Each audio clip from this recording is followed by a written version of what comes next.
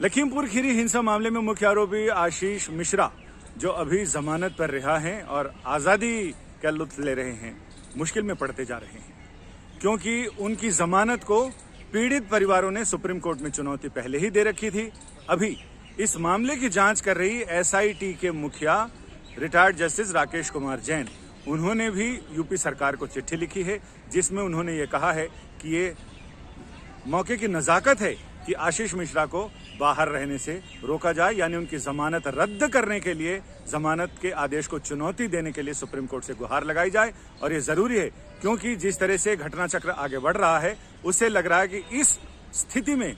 आशीष मिश्रा का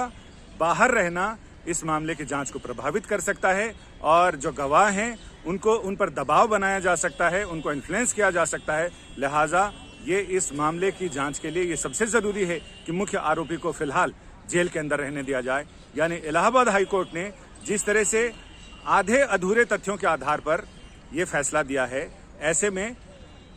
इसकी supreme court में याचिका लगाना जरूरी है और इसकी जमानत को रद्द कराना बहुत जरूरी है। याचिकाकर्ताओं ने भी कहा था सुप्रीम कोर्ट से में अपनी याचिका दाखिल करते हुए कि जो जमानत दी गई है वो एफआईआर के आधार पर दी गई है, क्योंकि जिस समय जमानत के लिए सुनवाई हुई थी उस समय तक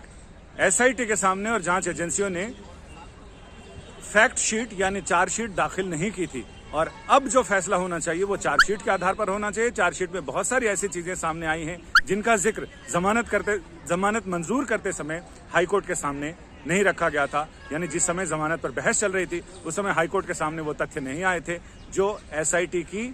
चार्जशीट में आए हैं। लिहाजा यह जरूरी है कि अब इस स्थिति को, बदली हुई परिस्थिति को ध्यान में रखते हुए, एक स्थिति तब थी जब चार्जशीट दाखिल नहीं की गई थी और एक स्थिति अब है जो चार्जशीट दाखिल की गई है, जिसमें जमीन आसमान का फर्क है। बहुत सारे तथ्य, बहुत सारे सबूत ऐसे सामने आए हैं जिनके आधार पर आसानी से ये कहा जा सकता है कि फिलहाल आशीष मिश्रा को जमानत पर रिहा करना इस केस के लिए, यानी न्याय की प्रक्रिया के लिए उचित नहीं होगा। ऐसे में सुप्रीम कोर्ट ने